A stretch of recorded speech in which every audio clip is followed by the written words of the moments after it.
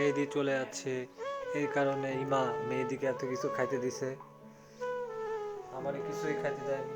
আমি গরিব, আমাকে কেউ কিছু খাইতে দেয় না, গরিব আমি গরিব। হ্যাঁ কাকু নিচে গেছে।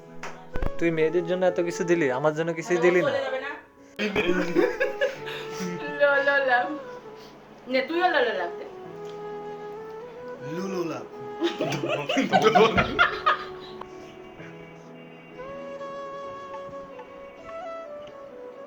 কিরম তুললি রে, মাথা মতো ড্যাশায় ড্যাশকা দিলি নাকি? আরে বন্ধু, সেই ছবি হয়েছে বন্ধু। ছবিতে মেয়েকে ভুলাম তাও কথা বলো কেন? তোরটা ওইখানে এরকম করে লাগাইছিস কেন? ওটা ভিডিও আসছে। তাও ভালো গান একই জিনিস বারবার করে 10 বার তুমি। আরে তুই তুই চলে গেলি কি আর তুলতে পারবে না? 5 বছর পর কি তোর বয়স এরকম থাকবে না, বুড়ো হয়ে যাবো না তখন?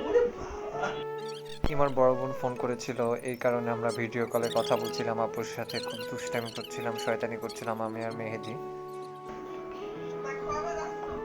আজকে নাইটে যাচ্ছি, কালকে 12:30টায় ফ্লাইট হবে।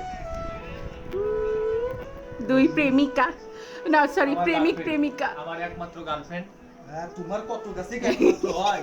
তোমার এইটাই একমাত্র, এইটাই লাস্ট, ওইটাই গার্লফ্রেন্ড। তুমি শুনতে পার। তুই তো আমার বন্ধু না, ও আমার বন্ধু, একমাত্র বন্ধু। এইবারও ঠিক আছে। তুমি গার্লফ্রেন্ড। হ্যাঁ গার্লফ্রেন্ড তো অনেকগুলাই আছে না, ও আমার হচ্ছে পার্মানেন্ট গার্লফ্রেন্ড। ও যদি মেয়ে যাবে ওর বিয়ে করতে।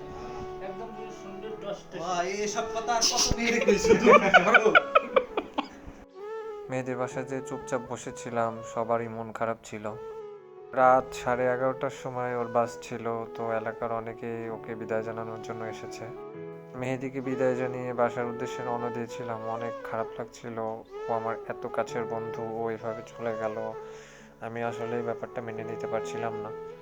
তো আমার বন্ধু যেখানেই থাকুক, ভালো থাকুক, দোয়া করি। আর এই দিনটা আমার লাইফের সব থেকে জঘন্যতম একটা দিন ছিল।